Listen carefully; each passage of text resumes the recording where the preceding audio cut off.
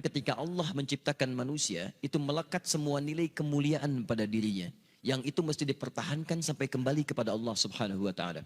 Tadi kita berhenti di Quran surah ke-17 ayat 70. Walaqad karramna bani Adam. Sungguh kami telah muliakan semua anak cucu Adam. Mulia. Dan ketika disebut mulia, itu melekat pada seluruh anggota tubuh kita. Makanya saking mulianya jasad ini, tidak boleh anggota tubuh kita digunakan untuk hal-hal yang tidak mulia.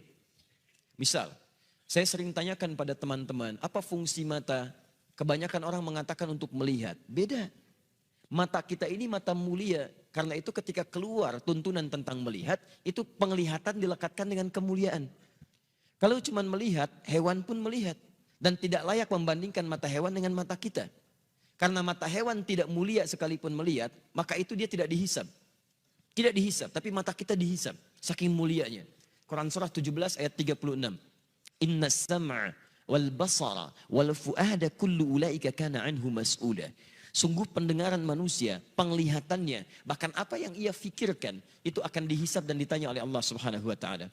Makanya ketika mata Anda akan digunakan untuk melihat, kata Allah, saya tidak ridha kalau digunakan pada yang tidak baik. Turun Quran surah ke-24, surah cahaya. Mata orang-orang yang bercahaya akan berbeda dengan mata biasa. Ayat 30 untuk laki-laki, wa kullil mu'minina yaghuddu min absarihim. Katakan pada pria-pria beriman, kalau matanya ingin dipakai melihat, lihat yang baik-baik, yang mulia-mulia. Yang tidak mulia, palingkan. Yang tidak layak untuk dilihat, palingkan. Maaf, gambar-gambar kotor, pornografi, porno aksi, itu tidak mulia. Makanya ketika dilihat, tidak ridha. Allah tidak ridha, tanda Allah tidak ridha, hati kita pun merasa gelisah dan bersalah di dalamnya. Kalau tidak percaya silahkan, Anda mencoba melihat gambar-gambar yang tidak seronok, hati Anda akan menolak. Karena jiwa Anda mulia. Maka hati Anda mengatakan palingkan, itu tidak layak. Palingkan. Bahkan lisan Anda pun dibimbing untuk beristighfar. Astagfirullah, palingkan. Itu enggak bagus. Lisan, karena lisan ini mulia, maka Allah turunkan ayat-ayat kemuliaan menjaga lisan kita supaya tidak keluar dari kemuliaannya. Lisan orang mulia kata-katanya mulia, maka tidak layak keluar celaan dari lisannya. Turun Quran surah 49 ayat 11 sampai dengan 12-nya. Ya ayyuhalladzina amanu, dibuka dengan iman. Kalau ada ayat dibuka dengan iman, kalau isinya perintah, maka perintah itu jadi indikator tingkat keimanan kita. Kalau isinya larangan, maka larangan itu pun menjadi indikator tingkat keimanan kita. Kalau ada orang cepat menunaikan perintahnya, maka itu pertanda imannya kuat. Misal, ayat iman pertama di Al-Baqarah ayat ketiga. Alladzina yu'minuna bil ghaib wa yuqimunas shalah. Iman disandingkan dengan sholat. Ketika iman disandingkan dengan sholat, maka sholat menjadi indikator tingkat keimanan seorang hamba. Allahu Akbar, Allahu Akbar. Anda teringat langsung ke masjid. Iman Anda standar. Standar. Orang yang baru ingat Allah ketika dipanggil, itu standar. Bukankah Anda masuk kampus jam 7, datang jam 7, standar kan? Pas. Kalau Anda datang jam 6, waktu jam 7, Anda hebat namanya, lebih awal.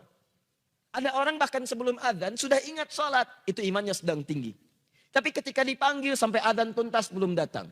Sampai qomat berlalu belum terpanggil. Sampai dekat waktu sholat yang lainnya belum ada getaran. Ini menunjukkan iman Anda lemah di situ. Lawannya, ketika ada larangan dibuka dengan kalimat iman, maka kemampuan Anda meninggalkan larangan itu pun menunjukkan tingkat kekuatan iman Anda. Ya ayyuhalladzina amanu la yaskhar qaumin qaum. Hei orang-orang beriman, jangan saling mencela. Ketika Anda mengaku beriman dan lisan Anda digunakan untuk mencela orang lain, maka ini menunjukkan ada yang kurang dalam iman Anda, lemah iman Anda.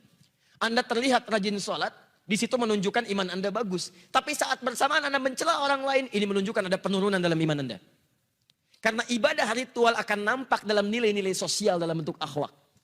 Makanya Nabi memperingatkan, orang yang melakukan ibadah ritual, tapi kemudian melakukan dosa sosial, maka ibadah ritual pahalanya dipindahkan kepada hamba yang didosai itu. Anda keluar dari masjid, kemudian melecehkan orang lain dengan kata-kata Anda.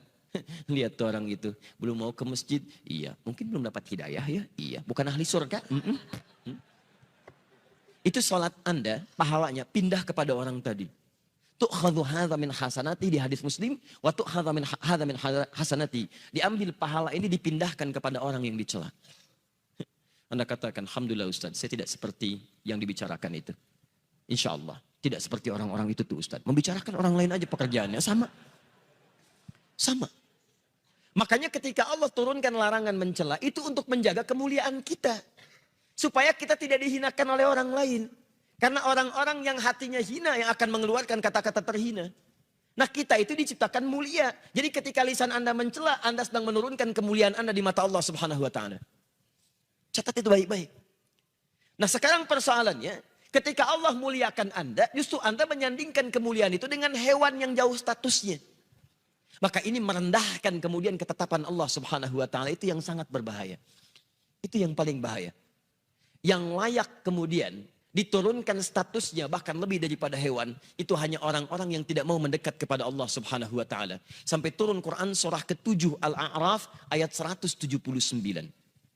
Walaqad dzara'na li jahannama katsiran minal jinni wal ins lahum qulubun la yafqahuna biha wa lahum a'yunun la yubsiruna biha wa lahum adhanun la yasma'una biha ulaika kal an'am bal hum adall. Allah hanya membuat perumpamaan menyandingkan manusia sama dengan hewan, bahkan di bawah hewan ketika semua fungsi tubuhnya tidak mau menerima hidayah Allah Subhanahu wa Ta'ala. Diajak untuk mendapatkan kebaikan, akalnya sulit menerima. Dengar azan, tutup kuping. Melihat orang sholat, alergi. Kalau semua itu dibawa sampai menghadap Allah, maka kata Allah status orang itu kalau tidak mau berubah lebih rendah dibandingkan dengan hewan. Lebih rendah. Lebih rendah. Maaf sekarang, ada orang-orang yang mengajak pada kebaikan. Ngajak Anda sholat, ngajak Anda mendekat pada Allah, ngajarkan isi Quran. Lalu Anda turunkan status yang menjadi sama dengan hewan. Ada yang salah dengan cara berfikirnya. Saya ingin sampaikan, kita mulai dari yang kecil-kecil dulu. Kadang-kadang kita membuat sesuatu yang tidak tepat dalam pandangan Al-Quran dan Sunnah Rasulullah SAW. Dan saat yang bersamaan uniknya Anda mengatakan kami ahli Quran dan Sunnah. Di mana Qurannya, mana Sunnahnya? Awas hati-hati. Ketika Anda pintar dalam urusan dunia, tapi awam dalam urusan agama, kadang-kadang keawaman itu bisa menurunkan status kepintaran Anda sampai tidak bisa mencerna logika yang sangat sederhana. Ingat, pintar itu anugerah, tapi bodoh itu pilihan. Paham sampai sini? Baik, alhamdulillah.